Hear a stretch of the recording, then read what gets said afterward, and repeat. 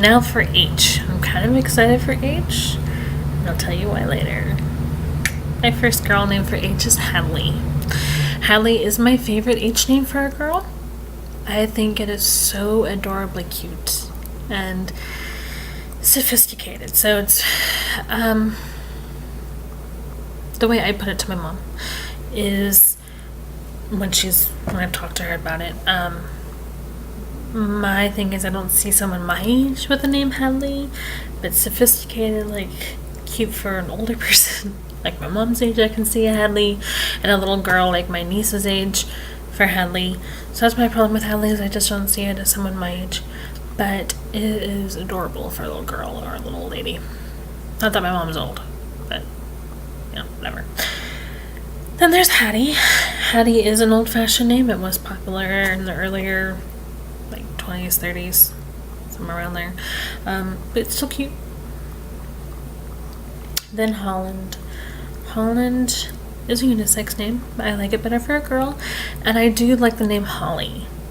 Nickname Holly for Holland. I don't like Holly necessarily by itself. I like the options with Holly. And that's one reason I like Holland. Then there's Heidi. Heidi is just a really cute name. Popular like in the 70s, but still really cute. Then there's Helena. And then Hallie. I like Hallie better than Haley, actually, surprisingly. Then there's Heather. Heather's just a soft, feminine, pretty sounding name that I like. Harper is kind of a throw-on name. Same with Hillary and Helen were also kind of throw-on names. Then you have Hartley. Hartley I actually heard, because it's a unisex name, and I've heard people like it for boys, but I think Hartley, I don't know, I think Lee names sound better for girls than boys. And one of my Lee names is names that end with a Lee. Then there's Henley. Kind of the same thing with Hartley, as I think it sounds better for a girl than a boy. And Henny, if you were to nickname Henley, shorten it to Henny, it'd be kind of cute. Then there's Hetty. Harleen, I think, is really pretty. And my last H name for a girl is Haven. Now, this is where I'm excited. It's my first H name for a boy. If I ever have a son, this will be his first name. There is no talking me out of it. My first son's name is going to be Hiram. And I'll explain to you why. As I mentioned in my D videos, I am Mormon. And Hiram is the name of not the oldest brother, but the second oldest brother of Joseph Smith. The founding, well, sort of founding, first modern day prophet. People call him the founder, but he was really the restorer in my brain of the Church of Jesus Christ of Latter-day Saints. And Hiram was the brother who died in Carthage jail with Joseph. Several years ago, I read a biography on Hiram, and I fell in love with him. Just everything he went through, everything he did. He didn't have to. He could have walked away. He could have said no. He was the older brother. He could have said, why is this happening to my younger brother, not me?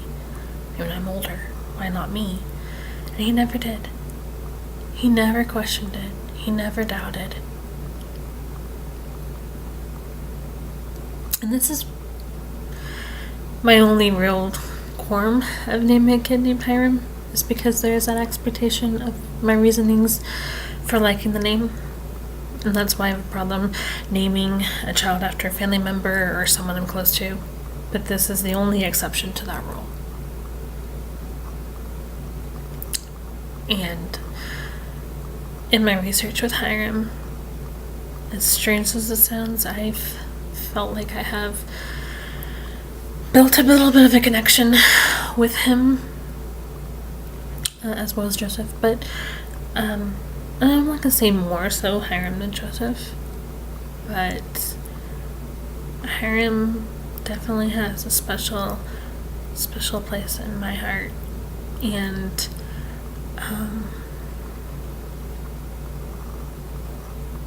so there is no talking me out of it. If I ever have a son, his name will be Hiram. End of story. End of discussion. Hiram is his name. My second favorite age name for a boy is Henry. Henry's just an old-fashioned, never fading in popularity or coolness. Then there's Harris. Harris can be a nickname for Harrison, but I like Harris better than Harrison.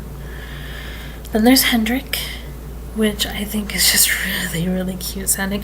Henry could be a nickname for Hendrik, but I like Hendrik just as a whole as well.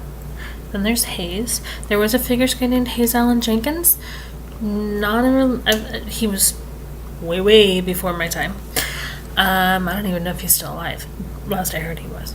But he was like in the 50s, and that was the first time I ever heard of anyone being named Hayes. But I think Hayes is a cute name. Cool name. There's also Hayden. Hayden is one of those unisex names, but I think Hayden fits better for a boy than a girl. Those den names, I think, sound better in boys, and the Lee names sound better in girls.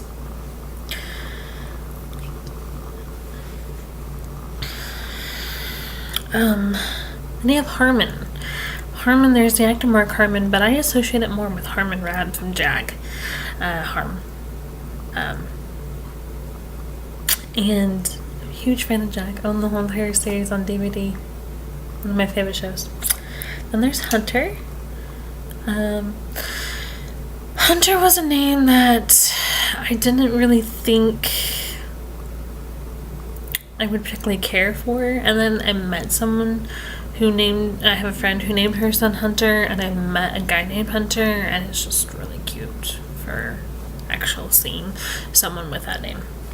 Then there's Hank and Howard, kind of throw on names, but at the same time I think they're interesting and cool, and I would, I could name, like I said, they don't necessarily have a reason for liking them, even if they're throw-on names. The throw-on names are still a name that I can picture possibly naming a child. And there's Hale. Hale, or Hal, might be some people might call him, but I like Hale. I just think it sounds cool. The Halsey is actually a place name. It's a town in Oregon. It's a small podunk town, but it's a town in Oregon, and it's kind of a throw to my upbringing. I am not from Halsey, Oregon, but I am from Oregon originally, not currently. Then there's Hans. Some people may associate Hans with Hans Christian Andersen, or Hans from Disney's Frozen, Prince Hans, but I like the name. That was weird noise. Then there's Harvey. I associate a little bit with Sabrina, the Teenage Witch, but I was rooted for Harvey in that aspect. And then Heber. Heber is another name of one of our prophets in the church, Heber J. Grant. But I think Heber sounds interesting. And those are my H names.